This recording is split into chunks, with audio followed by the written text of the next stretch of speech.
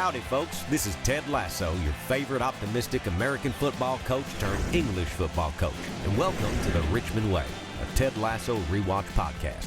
So grab your biscuits, put on your AFC Richmond scarf, and let's embark on this journey together. Hello, and welcome back to the Richmond Way podcast. Here, as always, are Bonnie and Mark. And this week's guest from Peanut Butter and Biscuits podcast and the Front Row Network is Craig McFarland. Welcome, Craig. Hey, thanks for having me. I'm excited to go back to the past. And I haven't watched a season 1 episode of Ted Lasso in probably a year, which is remarkable considering how often I watched it just a couple of years ago. So it was nice to revisit some old friends here. Nice. You could say that the amount of times you've watched it is shrinking. Right. Oh, I like that. I like a good pun because Mark, of course, knows that Peanut Butter and Biscuits, my Ted Lasso podcast, now has moved on to shrinking. And so we're in the middle of watching all those episodes slowly but surely. We only do about one episode a month now, it seems like, because Jeremy and I have been so busy. But we're slowly but surely getting through the first season of shrinking and getting excited for season 2. Nice. And highly recommend Shrinking 2 to anybody that hasn't seen that yet, especially if you like Ted Lasso, because a lot of the same creative people, he being Brett Goldstein and Bill Lawrence. But yeah. Good old Bill. Plus Harrison Ford. Oh yeah, Harrison Ford too. Yeah, you got Harrison Ford and Jason Segel. And Harrison Ford. Yeah, him too. Where has Jason Segel been before that? Meeting a mother. Well, no, his friends were meeting mothers. Producing Dracula musicals. Yeah, hanging out with Muppets. You know, doing all the things. So what we are talking about episode 8, The Diamond Dogs. I believe this is our episode 9, though. I forget how that math works. I think that's the math.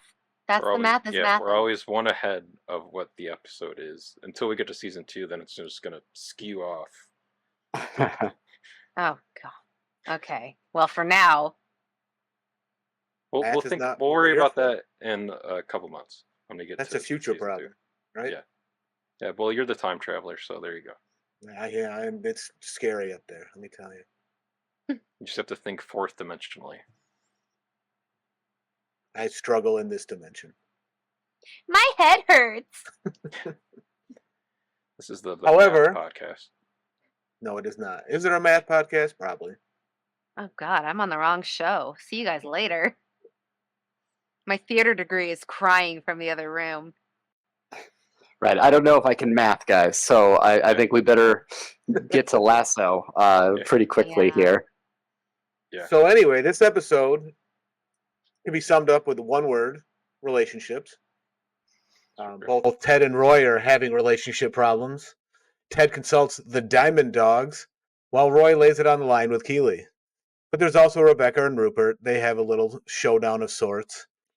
And Higgins and Rebecca and Roy and Ted. There's all kinds of relationship stuff in here. So this is the relationship episode. It's true. Ooh. I was going to say Riz was the word for the episode, but relationships. If I say Riz, my knees buckle. Because I'm so you just old. feel older. Yes. How do the arthritis fellow just kids? stings. I'll say Riz then. I think I'm a little younger than you. Barely. Young enough. Young enough. I play kids in my job. I think that's how I'll get away with it. There you go. So, What is everyone's thoughts on the episode? We can go round robin, starting with our guests, because guests are most important. Well, this is like it's one of those pivotal episodes. It's the episode I think that most people after the first season came out, and you were trying to get your friends to watch this show. I would assume that most people start with the Dart speech as the clip that you send to your friends, and you're like, "This is why this show," and it just sort of shows that culmination of like all these. This character development that we've gotten so far, and it's incredible to learn that Jason pretty much improv'd a lot of that, came up with a lot of it that day on set. And so it's just a wonderful episode to move us along from what I think is one of the most pivotal episodes in season 1, which is Make Rebecca Great Again, to come right off of that, go into Diamond Dogs, and then into All Apologies. This is a very pivotal moment for this show to be able to go a little bit deeper than what we even had before in previous episodes like Tan Lines and Two Aces. So yeah, I've just, gosh, I really enjoyed this episode. Also, it's weird, like going back to Ted Lasso when it was a 30-minute show. Like honestly, because it's been a minute since I've seen episodes that are only 29 minutes long or whatever the case may be, and I'm so used to them being well over an hour at this point in season 2 and season 3. They tricked us into really enjoying a 30-minute comedy and then made it into an hour-long drama. But it was nice to revisit some of this and to see some great scenes again. Also, love for Higgins at the very end. I got to tell you, that scene, it hit me even more this time watching it back, that Higgins really knows what he's up to when he tells Rebecca off. And I really enjoyed that part of it more than I had previous viewings. Mhm. Yeah. What say you, Mark? We'll go diagonal. I would agree. Okay, I was gonna say I would agree with everything that Craig said. Like it's like basically once we hit the Tan Lines episode, like with like what Kenny had said in that, like the show kind of is like, oh, this is actually what the show is. It's not just, you know, it is silly. They've rounded out the jokes that- characters so that now they can get into Yeah. the story. It's like, yeah, it is these silly, you know, jokes and physical comedy once in a while, but it's also this heightened drama and deep emotional character arcs. You care about every single character you've met. You're like, oh, and also maybe Jamie isn't a total piece of Mhm. crap. Maybe he is a Well- human being that has other stuff that's going on with him too. And like with how this episode, I mean, we're jumping around a little bit here at the beginning, but like with how the episode Yeah, ends too, like Don't feel bad. because everyone's human, Rebecca, with every like 3 or 4 steps forward that she's made with like her journey and like trying to get past or all of her stuff with Rupert, she'll still kind of revert back and fall back 3 or 4 steps after taking those steps forward. So by the time we get to the end of this one too, it's you're kind of like at that nexus where she has to. I mean, she's given like an ultimatum by Keeley, but she's really at that nexus of, is she going to be, you know, is she going to be a villain of the show, or is she going to kind of redeem herself and see how some of the choices that she was making were coming from like a good place, but Mhm. with bad results. I mean, it was really the bad place. It's like in the good place. This is the bad place. Spoilers. Everything is fine. Nobody's chipping in to talk about the good place here. We're okay, right? Yeah. Oh. Yeah. And we'll flip it over to Bonnie now. How about you? What say you? I really liked it. I actually forgot about a lot of this episode from the first time I saw it, and then I was rewatching it, and I'm like, oh, that's where this came from. Oh, that was that. Oh, and then I think I even put something about it like I forgot, but I was so glad to rewatch it because it was so much more meaningful this second time around, like the scene with the darts and all of that. Like I was like, this is really good. And I think a lot of it is there's themes of, in my opinion, seeds that have been planted in episodes prior that have now bloomed and come to fruition, and there's consequences for behaviors, and everybody's trying to deal with those consequences and the heightened elements of the drama and the conflicts in those relationships. So it's very relationship heavy and relationship focused, and um, people's actions and how they're affecting other relationships in the group. So it's I thought it was really good, and I put Anthony Head is in the credits. Yes, because I always he's so listen. He's such a you know what on this show, but I just adore him, and he's character.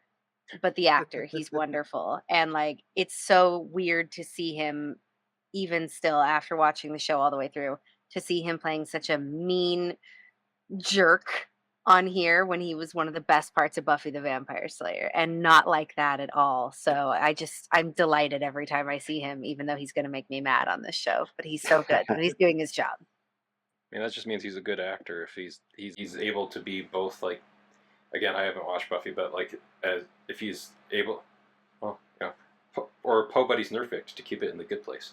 But yeah, like just going off of what you said with like how of a good of a person that he is in Buffy, and then like how, much of just like a jackass wanker, as spoiler alert, as he'll eventually be called by tons of people on this show.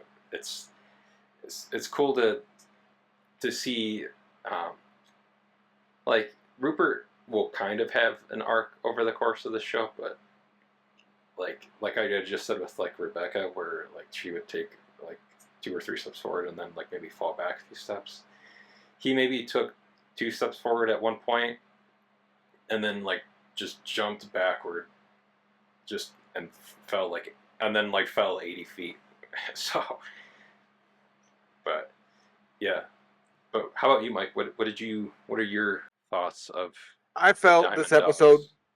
came down to 2 really main points: Roy and Keeley, and Rebecca and Rupert. And the rest was all like the comedy one-line. There's a lot of one-liners, a lot of good one-liners throughout this. Like that was what I took away most in the notes as I was writing down all the one-liners. So I was like, okay, this is kind of like felt like a blow-off episode at first from last week, because last week had more heaviness to it. And then I watched this, and first time I watched it, I got so distracted I was just kind of listening to it. So I finally rewatched it again just before the show, and I was like, okay, the ending to me made the episode. Like the rest of the episode, whatever to me, but the ending was like, okay, that's what tied it in together and made it a good episode, because Rebecca has this victory, and then not her world, but shit just blows up in her face when she's trying to celebrate. And I'm like, why? Oh, because it wasn't her victory. It was Ted's victory over Rupert, and she still hasn't learned her lesson. So it was a good like 180, quick 180 to like knock her down, make her rethink some things, because that's what made the episode for me. Oh, that'll kill Rupert. It'll hurt our chances. We're on the brink of relegation. Just do it, Higgins. Oh, fuck off! Excuse me? I'm sick of it. You won't take away your pain by constantly punishing Rupert. And then, like I said, tons of good one-liners all throughout the episode. Higgins finding a backbone was great.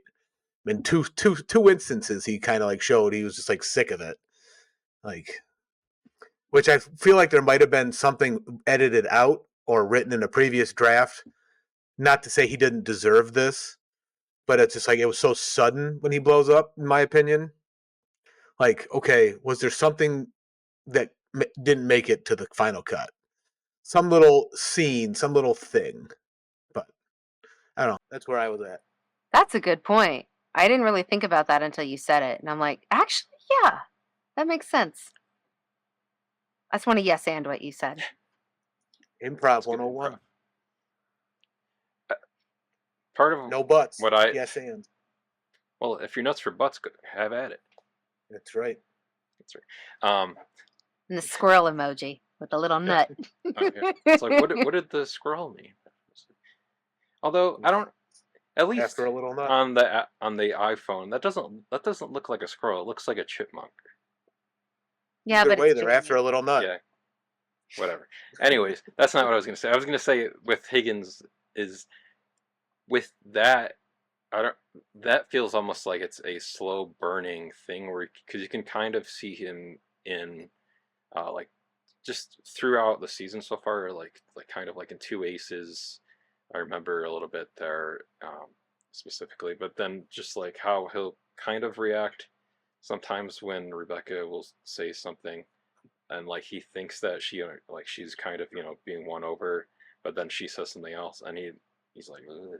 Like. Yeah, he's had that vomit. Yeah, gag. like even in And this, it happened in the Diamond Dogs part. It's just, yeah, I felt there was just one little more step missing, just for me. yeah. But I mean, And it might have spoiler been there, alert.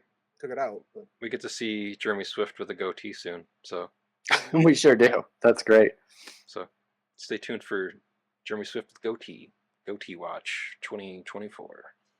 I mean, they could have But kept from it on 2020. brand in this episode and had him do this to Rebecca instead of say "fuck off" because of the Chandler Or- Bing comment. Do that. Mhm. Yeah, just do all the things. But it was kind of satisfying But when he said but Oh, it it. was instead very he satisfying. pivoted. That's what he I did. love a good pivoted. F-bomb. I really do. That's what the show has a lot of. But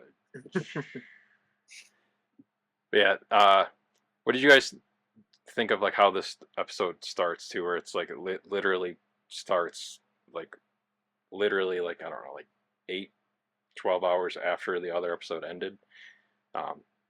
We Well, get it's the the first 5 time I ever got a real sense of the time frame between episodes. I'll say that. Yeah, Mm. yeah, that's true.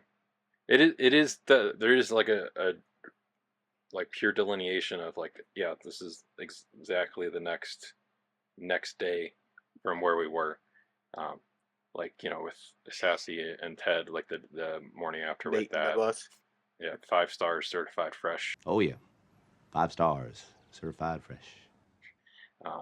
Which, if you're enjoying this podcast, leave us a 5-star certified fresh review on the podcatcher of your choice if it lets you leave reviews. Yes, And if you leave please one and that just thank says you. that, yeah. But yeah, Please. and then apparently Nate, like, I don't remember Nate drinking in the episode before this one. They were all drinking. Oh I'm yeah, pretty sure. they were all drinking. Yeah, that's right. I just remember seeing him doing it, I guess. But I love the juxtaposition between when they're leaving on the bus and he gets trapped in the cargo and Make Rebecca Great Again, and then like this is where he knows to go just to make sure he's not left behind. I just really appreciate that, and then to see like Rebecca trying to sneak out of her own room. I mean, it's just like all these like really funny bits right at the top, and so it leads you into what I think is a great episode in terms of like the comedic timing of it all, but then also moving forward our characters that we've really come to love here, and then also giving us little hints of like our side characters too, getting to say like lines like "mucho mucho joy" Trying to get into business with his joy. Sí, mucho joy. I don't know. from this, from this episode. And so things that you don't even really remember, like that, like you were kind of saying, Bonnie, it's like, it's just part of Ted Lasso. And like, you can't remember which episodes it comes from, but a lot of them come from Diamond Dogs. It's right here. Yeah, it's the quote episode. It's just like it felt that way. 'Cause I'm taking my notes here, and literally everything is just a line that someone said. Like I didn't have anything at first until I like sat down and paid attention. And I was like, oh, okay, now I can have something that might sound intelligent to say. That's one thing I've noticed with doing the rewatch is like when taking notes sometimes is like I feel like I'm missing like 2 or 3 other jokes because of just like how packed and like well written the jokes are on the show, that they're just like stacked on top of one another. Like if you were watching this like in a movie theater, you wouldn't hear like the second or third joke after the first one because everyone would still be laughing at the one before that, so you'd miss those 2 or 3 others that come right after it. So that's been the nice thing about this rewatch so far too, is that I'm noticing some jokes that maybe I didn't notice the first time, because some of them are like more subtle too, or like where they're like said like kind of quiet or like almost like to themselves in some cases. Like Ted has like all those milk puns for the Milk Sisters in this, and like when they get to the anchor at that one point, I don't think I they heard. expired? Yeah, there's The like, do you want me to? skim part? Yeah, do you want me to skim? Don't spoil them, Mark. That's true. So I'm just gonna round down to 2%, just so I can call them the 2% milkers. How much of the club they own? 2.9%. I'm going to round that down to 2. Then I can call those gals the 2% milks. Oh, God, they're going to adore you. Those were But- great. Kind of bummed that you don't ever meet the milk people, because The milkmaids? milkmaids. Oh, there. Does he call them that? No, if he Oh, does, I don't remember. Ah, that would have been perfect if they showed up in Carol of the Bells. No, that would have been really good. I mean, I think that they had them in the script originally, but then they had to skim the budget, so they got rid of them. Yeah, so Trim it down by 1%. Maybe I saw that they're releasing a physical copy, so maybe we'll get the whole scene out of that. That would be good too. it's true. Yeah, they're gonna make a boatload of money off of that. Calling it now.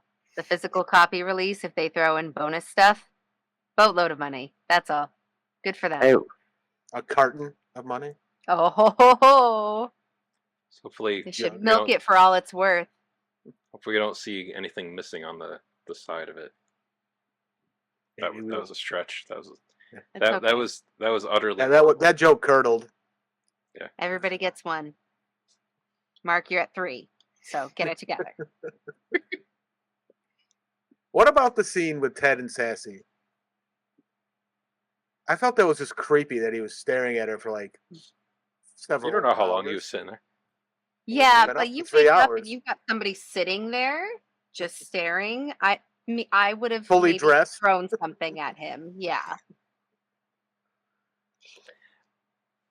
I mean, in Ted's defense, we did see him in a pretty disheveled state, signing the divorce papers in the last episode, and so I think he's maybe potentially questioning. I mean, we get it a little bit as we move through here. He's talking to Beard about it, but then it's going to come back throughout the rest of this season. This idea of like trying to move on, but not knowing that he should move on, and we also know that he's the 5.0 Uber guy who, when they get tired, he just offers to drive. So like everything about this like checks out to the character. So I guess that's why it's a little bit less creepy for me to see him kind of doing this and like just kind of like hanging out in the bedroom and then being like, hey, I got you a late checkout. You can take your time and all of that.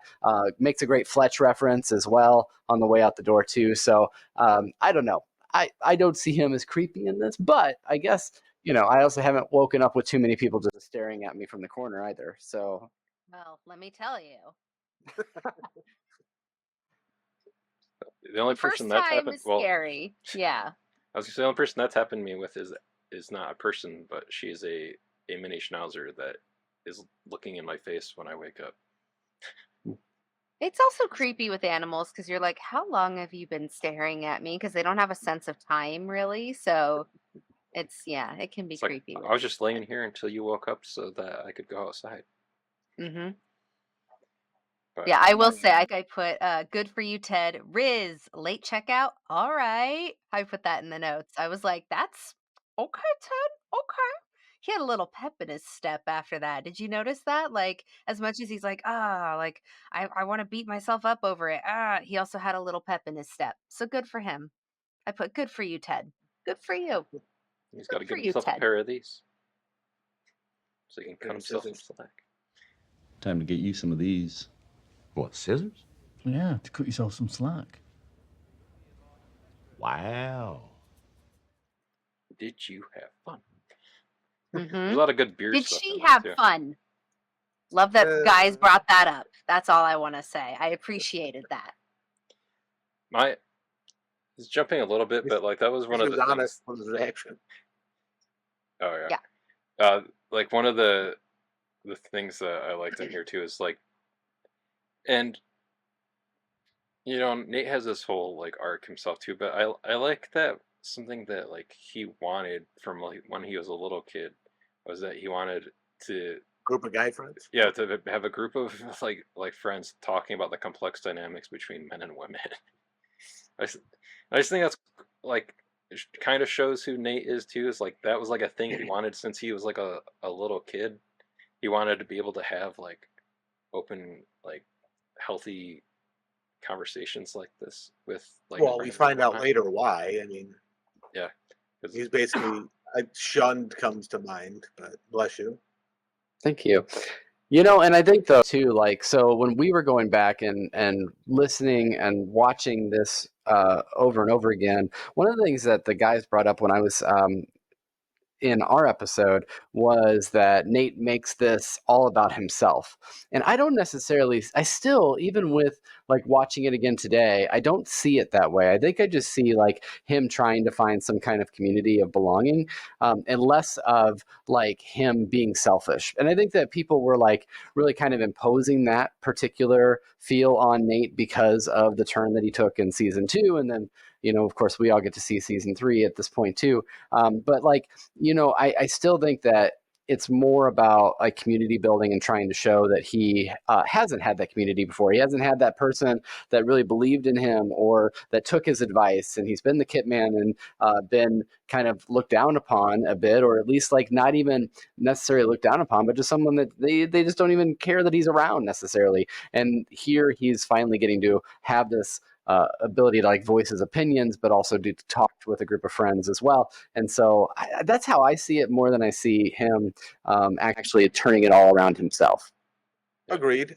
He's just so excited to be included for once that he can't contain it. That's how I viewed it. Yeah.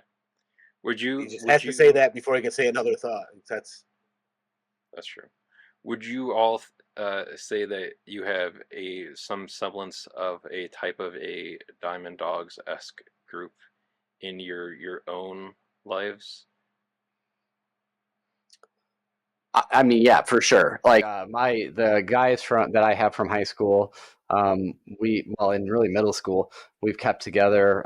One lives in Chicago, one lives down here by me, and then another actually is out in California. And like we all day long we're messaging together, and sometimes it's serious, sometimes we're talking about Sony making everybody mad with the game Helldivers. Like, I mean, like this is like what we're doing all day long, you know? So, so it really just depends on what's going on, but definitely that's the group that I could go to with anything that comes up.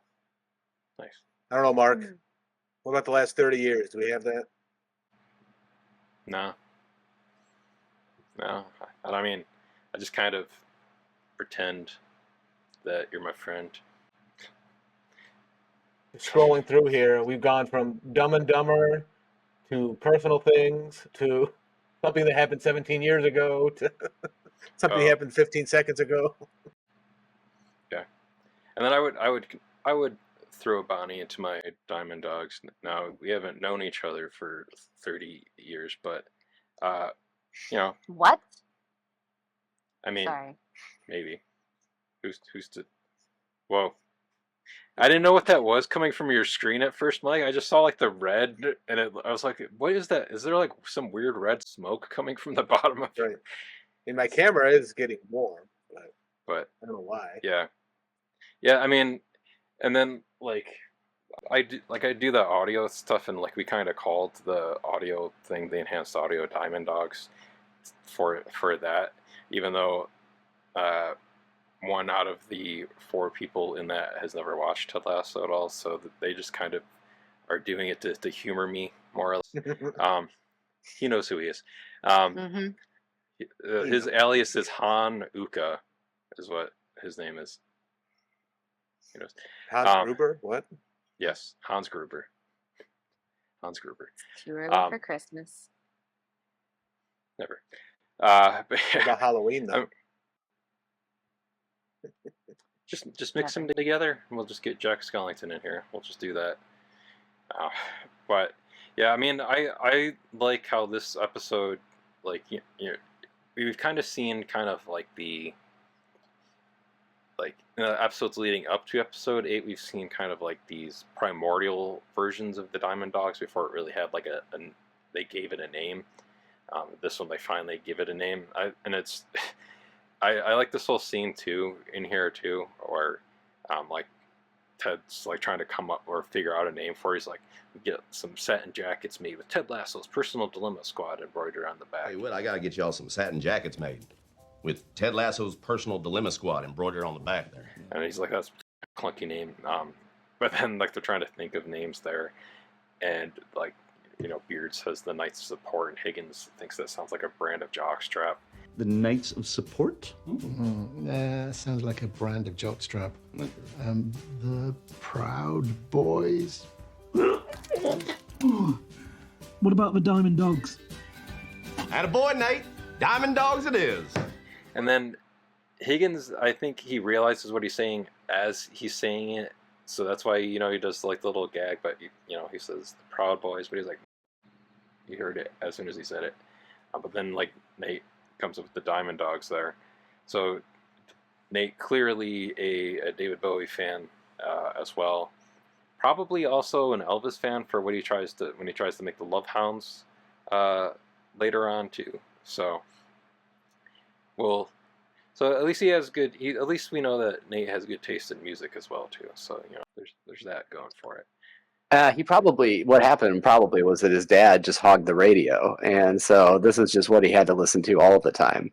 So who knows if it was his choice or not. I always think that his dad had quite a bit of control over anything that Nate was subjected to in his youth. So Yeah, Definitely. probably most of the music he also listened to had violin music too. yeah. But we'll get to that. But yeah. What did you guys think of that scene? Like the official formation of the Diamond Dogs. Or you can go first. I have no true opinion on that scene in particular, I guess. Well, I mean, like, it's going to be such a huge inflection point for the rest of what we do moving forward, and a lot of good advice and a lot of great scenes that come out of like these types of meetings. So it's important. It's a huge plot point in the story as far as the set piece is concerned. I love the way that. Like, we know that Trent's going to get in there at some point as well, and that Roy's finally going to admit to it. So it's kind of fun to see the genesis of it all right here. Oh yeah, especially when he asks for some kind of advice, and then like everyone comes like, "What the hell?" Or no, he does. He says, That scene felt more impactful than the one where they're just naming the group to me. Yeah, Like, I'm not saying that Diamond Dogs aren't important. It's just that scene in particular was just.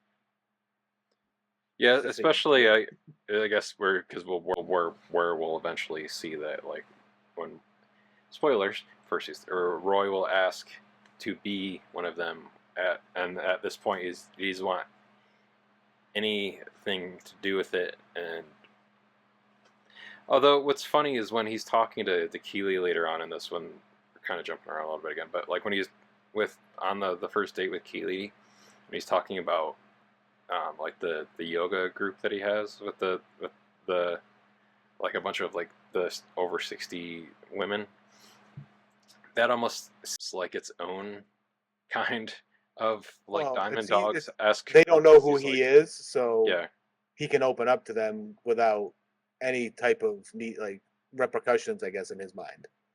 So yeah, it's probably his Diamond Dogs or sewing circle or what do you want to call it.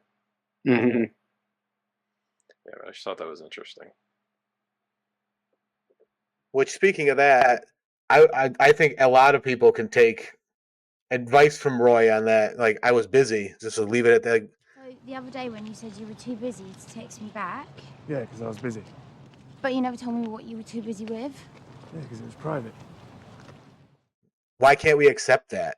Well, why is it so hard when someone says they're busy to be like, well, what were you doing? Why were you like, okay, why do I need to explain it? Mm-hmm. A lot of anxious attachment relationship style theory happening in this episode with Keeley and with that. Yeah. Which in Make Rebecca Great Again, she's like, I didn't know I was so codependent until just now when I thought you guys had left me. So that is something that like I guess I'm noticing this time that I didn't really notice the first time, that is Keeley is kind of does have a tendency to be kind of codependent to her both her friendships and her relationships, where like she's almost like a weird dichotomy where like she is like a very independent, in this Keeley Jones, the independent woman, but like where she is like a very independent woman, and she is very capable of being independent, like doing all the stuff and like wanting to do all this stuff by herself, and it can do all this stuff herself. But then she is also very codependent at the same time with how she like handled the stuff here with like Roy, and then kind of fell back with Jamie in that scene too. And then so it's interesting. And then obviously stuff later on, seasons 2 and 3 with her too. So it is something interesting that I don't think I was cognizant of like the first time I watched it through, but it is kind of an interesting like kind of clashing parts of her where like how she can be both those things at the same time. Sometimes the hyper independence is just a trauma response. Ask me how I know. Yeah. Years of therapy. I was gonna be like, It just ask makes a for a lot of more stuff. interesting character that she's this, outwardly very confident, like to everybody else, but she has these insecurities and maybe has these codependent tendencies and all these different things. And that just makes it more interesting for these relationship dynamics. But I also think, like, yeah, like what you said, Mike, like if somebody says they were busy, like, okay, just if you trust them, you just leave them to it because maybe they don't want to talk about it. And he clearly didn't at that point. It's true. It's true. I don't know. Anyone else have a high level of satisfaction when Roy yanks the SD card out of the camera? He's like, "Can I take this?" No. Well, too bad. Like, Yeah, Yeah, I he's do like, love "Here you that. go." So I was wondering, where all the lawsuits and everything else that would be coming after that, though. But no, I do appreciate that, and of course that gets us, our stinger at the end is based on the fact that that's pulled right out of the camera too. So it helps drive the plot along a little bit as well.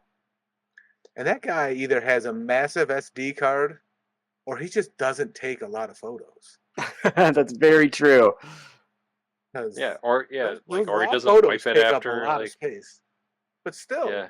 it's been how many days or weeks since he took those pictures, and they're still on there. I don't know. We only know clearly that it's been at least 2 days within the show.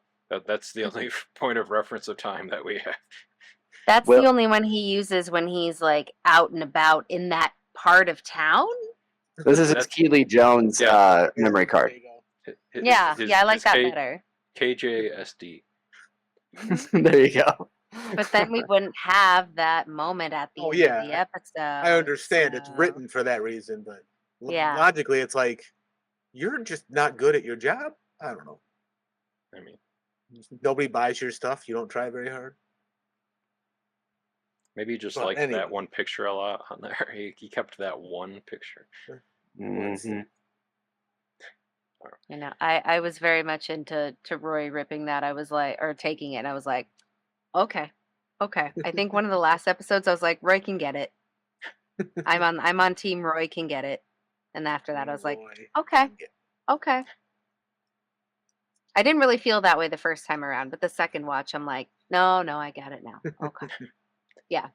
Although, like what you guys are saying about with the Rain lawsuits with that too, he did it in a smart way though too, where like he doesn't destroy the camera. He just takes the SD card back. Still grab out. them. That's I guess. But and then he gives the camera back to the guy. So granted, they might be different overseas with paparazzo because of the whole Princess Diana thing, but they might have different feelings towards that than we do here. Yeah. But yeah. I liked how he does give it to Keely and he's like, here you go, pictures of our first date. I'm gonna cook for you. Yeah. Yeah, that was great. I was like, okay, you go. Another thing this episode did for me was emphasize the point home that Jamie Tart, Phil Dunster, is sexy Squidward. When he comes to Keely's house, the way he's angled, the way the shot's framed, the way it's lit, I remember now just being like, that was a moment I paused it and sent Mark a message being like, this is who he is. Like, that moment for me. T-shirts coming, kids. I promise. Look for it. I love that. Boy. Yeah. I don't know. Yeah, if Mike, if you ever meet Phil Dunster, you just have to tell Telling him that, don't worry. You'd be like, I'll have the shirt on. You, sexy Squidward. Same person. Never seen on screen together, so you must be the same person. Right. Even though one's animated. And 20 years older than Phil. I mean, Phil Dunster's pretty animated. Yeah. Squirrel holding a nut emoji. I don't know. I felt like with that scene also, they were trying to soften Jamie's character and make you like him. And then towards the end, I was like, did they have to make him less of a douche so Rupert could be more of a douche? Like they couldn't have those same level of crappiness. exist at the same douchery. time. Well, I think they want you to. I think they want him to be redeemed slightly, and then that way it makes the impact coming towards the end of the season, and what we've got coming in, and the hope that kills you. I think it makes more of an impact if he's not just seen as this villain the entire way through. So I feel like you get a little bit more understanding of Jamie Tart, like even from For the Children and him talking to Roy and talking about all that, and then going into this episode, Two Aces, you get it even a little bit. I mean, like they're kind of playing around with Jamie here a little bit to be like, he's kind of walking this. He's like our gray Jedi, right? He's like walking the line here between good and evil. Whereas we get Rupert, who's just truly evil, and then we get to see this episode where we finally start to see Rebecca kind of be shown that she's going to end up making that turn towards the good, and really Higgins being that final person to be like, you got to snap out of this, you've got to stop this. So yeah, like I think that's why they do that to Jamie, it seems like, in the writing of the show. Yeah, I also like how he has that little bit of growth, where it's a smaller Just a thing wee for him, bit. where he's just like, so that's how you get sex, but not trying for it. So that's how you get sex? By not trying for sex? Sometimes that is exactly how it works. I just thought that was funny. He's like, and he just has like this like mind blowing revelation to himself, like, holy crap! So I can get it that way without. Well, he can't handle trying plays to because of all the get it for it. emotions, and they don't answer his questions. That's true. See, if he was my date to the theater, immediately break up with him. I could not. No matter how cute he was or whatever, I could not. No. That's immediately no. Big red I mean, flag. part of me wants to be at a play and witness someone try to ask them a question on stage. Have you ever had to be in one of those plays when somebody's done that? No, I mean, I've done stand up where people have asked me questions, but it's not the same. Yeah. Yeah. It's not. It's not fun. It's just like, I understand it would be fun, but it's just like to hear someone be like, "Can you explain that to the actor?" I was like, "Dude, just chill." So I don't know. All right. Next time I'm in a show, Mike, I'll invite you to every ask the single question. performance. You could do it. You could be that person and experience it. And then I would only be like 50% mad at you because you're my friend. You could throw something at me. I'd allow it. Ooh, okay. Okay, now it's getting interesting. Oh man. I didn't see that as trying to make Jamie. I don't know. I just still thought he was just kind of Jamie. I think I wrote what did I write? Jamie, you suck. No, that wasn't it. You write that every week. I wrote, Keely, don't do it, because I just saw that as like, yeah, as soon as you're like, I'm done, I'm moving on, life says, are you sure? And they always come back. I don't know if this is your experience, but they always come back from the past. Just so life is like, are you sure? Are you sure you're done? We're gonna send somebody back in and just kind of test you and see if you're actually done. That's what I saw that as. And then it set up all that other conflict. But I don't know. I didn't think there was a lot of redeeming Jamie in that scene personally. I guess the only redeeming part was him being like, nah, and trying to leave instead of straight going for it. But like yeah, that he was actually there under good faith, not trying. It wasn't there with certain. I mean, things. Oh, so the bare minimum? Yes. Yes. That's a high level for him, though. That's true. Yeah. When the bar is in hell, the bare minimum Right. is like a leap. Yeah. Right. Okay, fair enough. Yeah. Now, see if it was Roy, then that wouldn't, because like Roy is already pretty high up there. So like, yeah. People didn't know they were going to get dating advice this episode, did they? Well, they are, and it's free. That's fun. Unless you want to pay for it, Patreon. Yeah. And we'll give you more. That's where the tier. good advice is. That's I'm true. not sure what tier that would be though. But one of the Bumble things, Bumbercatch tier, Bumble tier. or the banter Eggplant the banter emoji tier. There you go. Banter tier, eggplant, water, chipmunk, or squirrel. Nut. Yeah, there you go. Anyways, speaking of that stuff, when Ted gives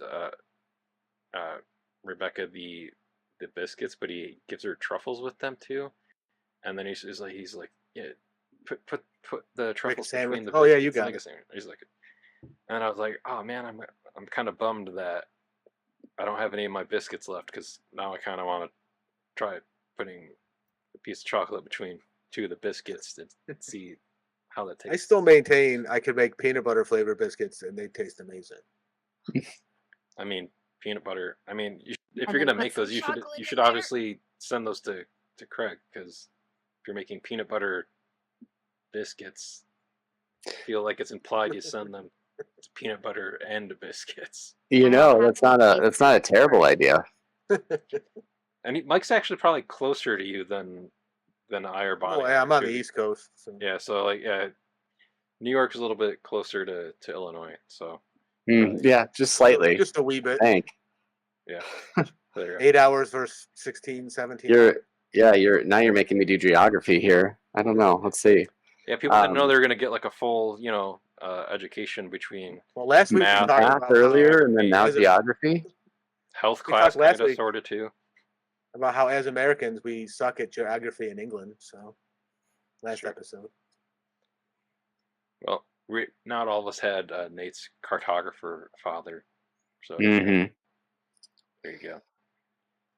But in that scene too, I liked like Ted thanks Rebecca in there too, for her helping him when he was having his panic attack in the previous episode, and I like how it basically like, it's kind of like the kind of the real start of like their like deeper friendship that they have there too. I think her helping him was, but that scene to me Yeah. had an underhandedness to it.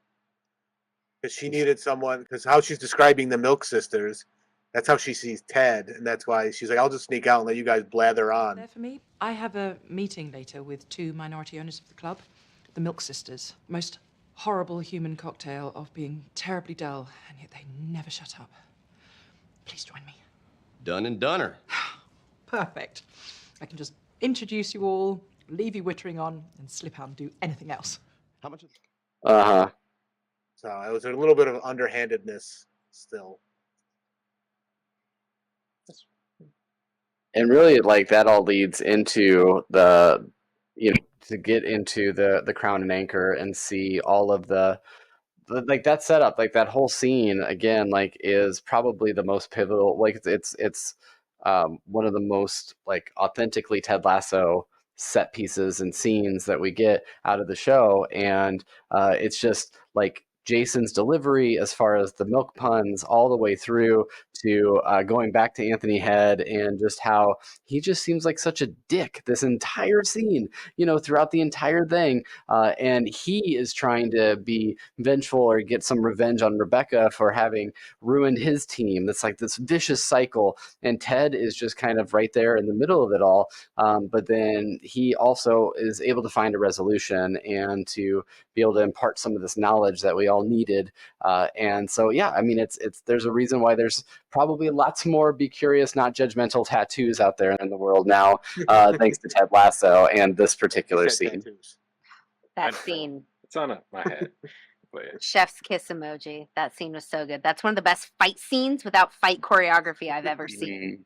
Truly and honestly, I love good fight choreography. And that right there was like, oh, it's so good. It's a great fight scene without I'm like, left hand. beating each other.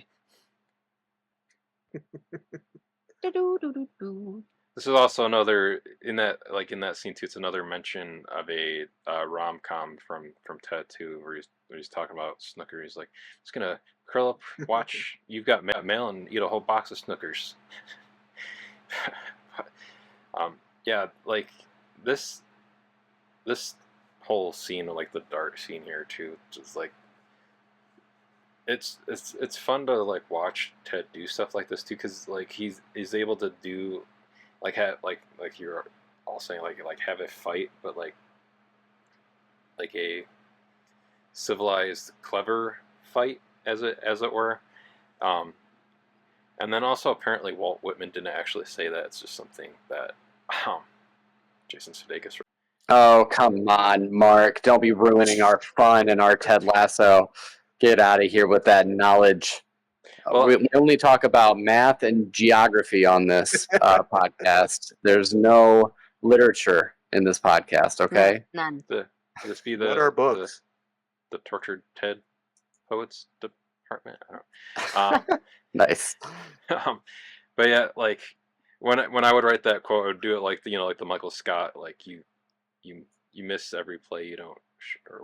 You miss 100% of the shots you don't take. Wayne Gretzky? Yeah, Wayne Gretzky, Michael Scott. Yeah, so it would be be curious, not judgmental. Walt Whitman, Ted Lasso. You know, Rupert, guys have underestimated me my entire life. And for years, I never understood why. It used to really bother me. But then one day, I was driving my little boy to school, and I saw this quote by Walt Whitman. It was painted on the wall there. It said, "Be curious, not judgmental." I like that. So I get back in my car, and I'm driving to work, and all of a sudden, it hits me. All them fellas that used to belittle me, not a single one of them were curious. You know, they thought they had everything all figured out, and so they judged everything, and they judged everyone.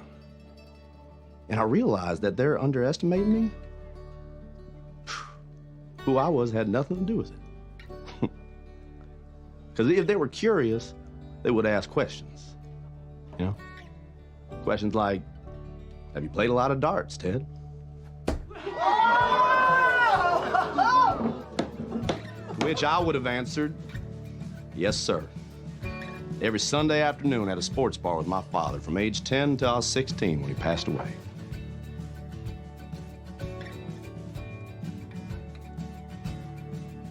Barbecue sauce.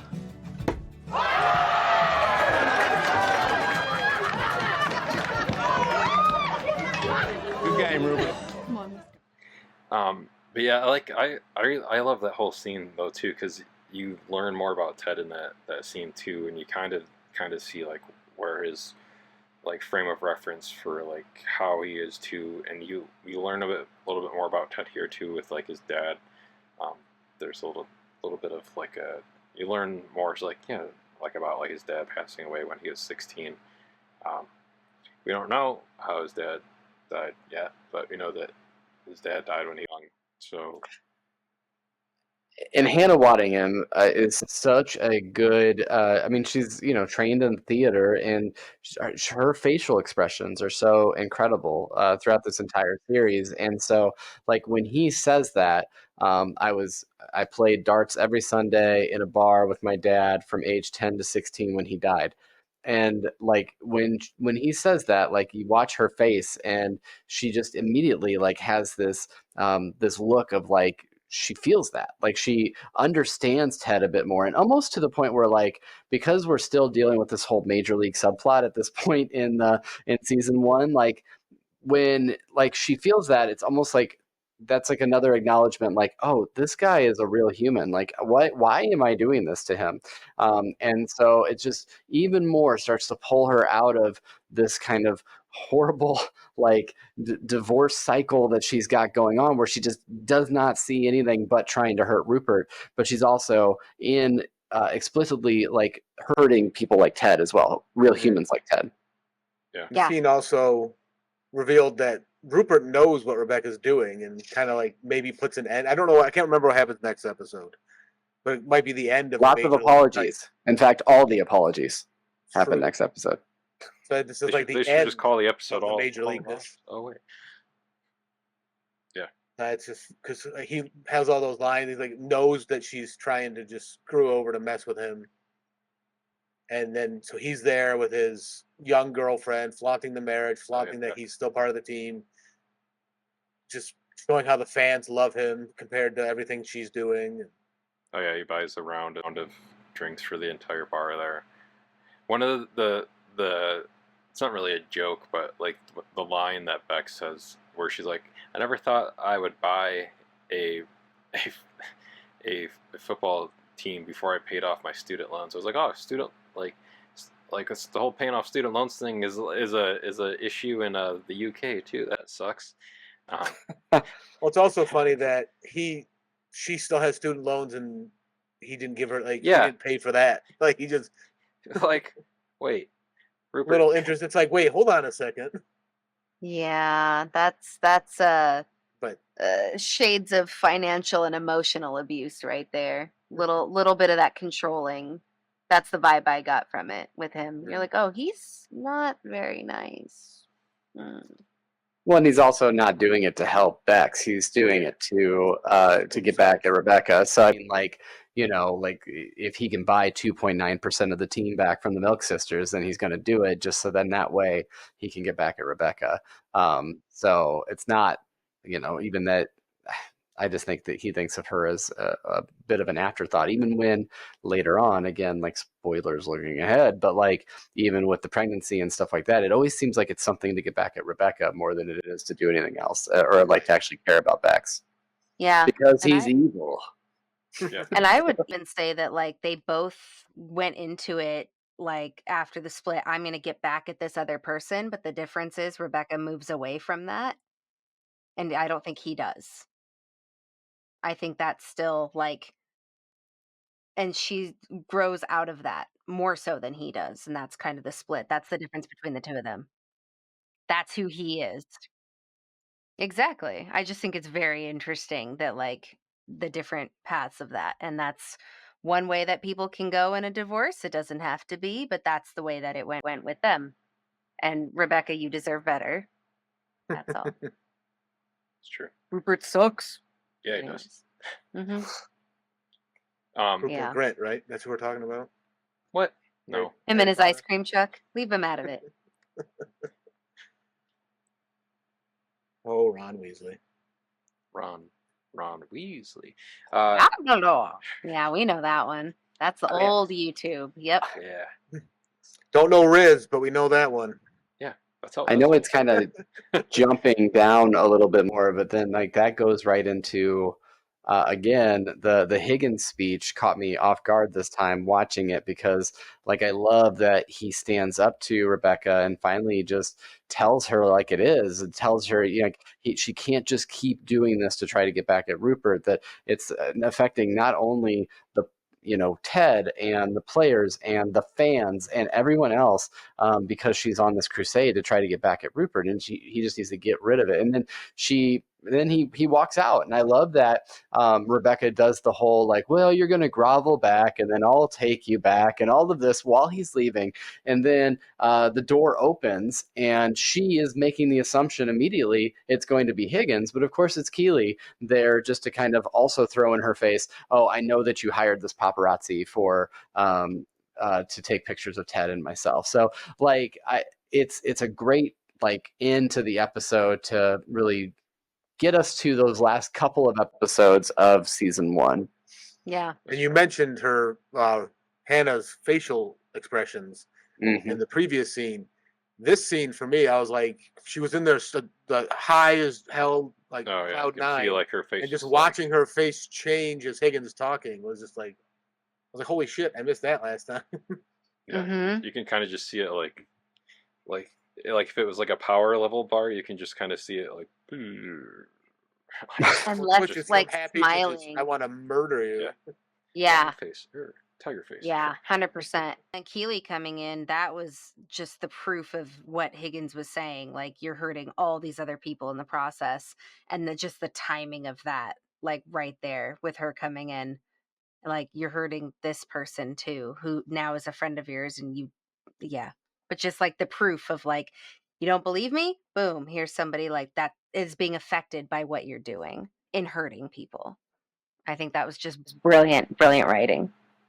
Yeah, and I think the first thing, or at least within like the short time period within this episode 2 for Higgins, like another thing that helps him to get to where he needs to be in this is like part of that scene earlier too, where Ted says something like, I don't remember the exact quote, but like if like she ever like did something, it would like break my heart or something like that when he's talking about like Rebecca, and then that's when Higgins does it, because like he knows that like she is doing exactly that too.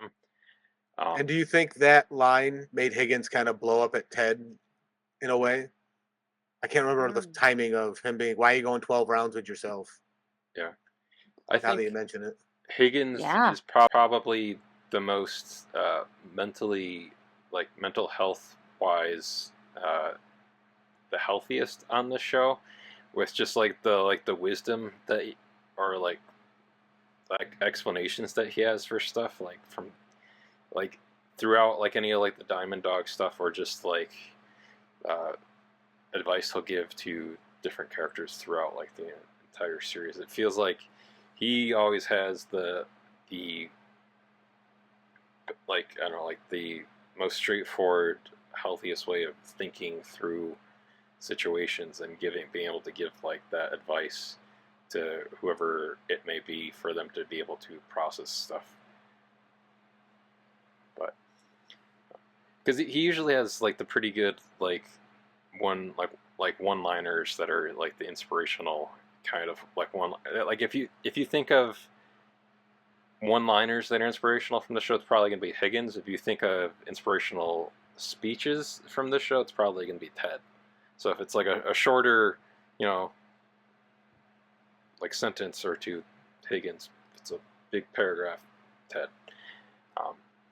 But one of the things is like we're kind of closing out on the story for this one and moving into like the last few like just wrap up topic things on here. As far as like like the don't call back, call forward kind of stuff. One of the things, and very specifically with Sam, that I thought was interesting was kind of seeding this too with when Keeley's kind of trying to figure out like brand ideas for them. So you have like Colin kind of trying to overcompensate in different things, like talking about like what he would do to a pair of Air Jordans. Sam's like, I also like Air Jordans, but I wouldn't make love to them. But then like his whole thing is like wanting to have like do issue oriented products. So eventually we'll see like the whole Dubai Airlines kind of story that'll come from that. So it's kind of nice to see some of that stuff like seeded in here too. Isaac just loves Rolos, but he hates Sour Patch Kids. And then yeah, it's like, yeah, and which is funny too, since Ted like makes the Sour Patch Kids reference a few episodes ago too, like fell out of a lucky tree and landed in a pile of Sour Patch Kids or something like that. And then Danny just wants to give away joy for free. Yeah, which to bring it back to that. And then I think like as far as like quotes for this, that like the ones that, oh yeah, like the ones very specifically that stood out to me, like we already did the if you're nuts for butts then have at it. I thought was funny, but the does my face look like, or no, it's like just like I just walked in my mother-in-law changing into her swimsuit, dodecahedron. It's like, does my face look like it's in the mood for shape-based jokes? I love shape-based jokes. Yeah. Geometry coming into play now as well. There you go. In this show, for sure. Nice. I don't have like specific quotes like in this particular episode. I think of it as more of like these huge chunks of dialogue. I mean, you can definitely look at the dart scene, you can look at all that, but I actually love Roy opening up to Keeley about going to yoga and with the 60-year-old women. I love that because it shows a bit of vulnerability to Roy Kent that he is usually not willing to show other people. And so it does show that he really takes this potential budding relationship with Keeley a little bit more seriously than some of the other relationships we've seen him so far in the show. Yeah, and it's good to see that with him too. I also just enjoyed when he's talking to Keeley. He's like, "You've slept with a lot of people. I've slept. Why are we competing?" Or why are we bragging or something? Yeah, why are we bragging or whatever it was. It was a nice little one-line zinger in there just to pivot to something else. Yeah. Mm-hmm. Did you have any quotes or like any call forwards or character highlight stuff that stood out to you, Bonnie? Oh God, let me scroll. I mean, I talked about a lot of this stuff. I mean, I liked his PT saying that he was lying about being busy. I thought that was funny. Like, I'm busy. No, he's not. I liked that. I thought that was fun.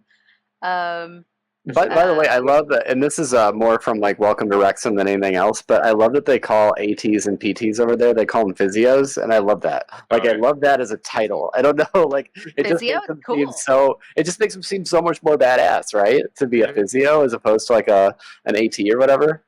So anyway, love that. You can agree with that. Yeah. I was like, it's a PT. No, I get that. It's a PT. I think we already got all of my quotes and stuff, but I thought it was a really good episode. I mean, there was a lot of really good moments in it. Barbecue sauce. Barbecue sauce. First time that's said was in this one. And that's where I was like, because when Joe did the VO for the intro and he said that, I was like, when does he say that on the show? And I was trying to remember and I couldn't. So when he did that in that monologue, I went, oh, it's the thing.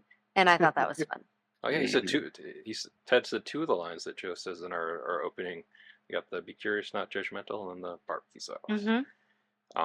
And then I think that's pretty much it. Oh, the one other thing was with Roy saying my dad's in his 60s and is from South London. Of course he's racist. Yeah.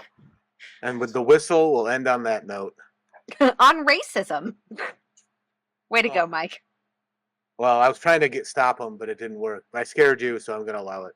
Okay. I'll allow it. That was a whistleblower on racism. We're trying to Yeah. get it. We're making the world. I'm not allowing podcasting racism. world I'm a allowing better that place. Roy's dad is racist because of.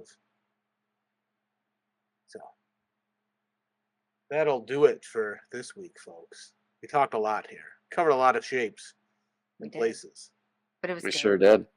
That was a lot of fun. Well, thanks for having me on, guys. I appreciate you and appreciate that you're going through this whole series again. And always love to talk Ted Lasso. So thanks for the opportunity. And where can people find you? Yeah. Okay. So I am still doing Peanut Butter and Biscuits Shrinks. So we're about halfway through season 1 of Shrinking. I also have a weekly Disney podcast called Beyond the Mouse, and that's more or less like everything Disney. So we talk a little bit about everything. And then I'm also on a show. We're going through all of Steven Spielberg's filmography. It's called Cinematic Horizons. And so we are up to Empire of the Sun with that. So we're getting kind of like into the mid 80s, like right in that like heart of Steven Spielberg-ness of the mid 80s, early 90s for sure. Just directorial or anything? Just directorial. So like we started with Duel because technically, even though it was made for TV, it did go to the theaters. So that was first theatrical release. And then so I think that this is number 9 or 10 with Empire of the Sun. So we're about a third of the way through because he's had right around 33 theatrical releases as a director. Ooh. Nice. Yeah. Christian Bale and Ben Stiller in that movie. Mm-hmm. I forgot about Ben Stiller. I knew it was Christian Bale was in there. I forgot about. I only remember Ben Stiller because in an interview he said he yelled "cut" or something, and Spielberg went off on him. Nice. Yeah, but yeah, for us, if anybody wants to find us, they can find us at Richmond Away Pod. I never point to the right direction. It's below me on the screen. That's where it is. It's Richmond Away beneath Pod. you? And then if someone's listening to this, it says Richmond Away Pod on the screen. It's beneath him. Yeah, it's not above me. Picture But- mark up and the sign down. For all you visual learners. There you go. It's a good. But thank you again, Craig, for joining us.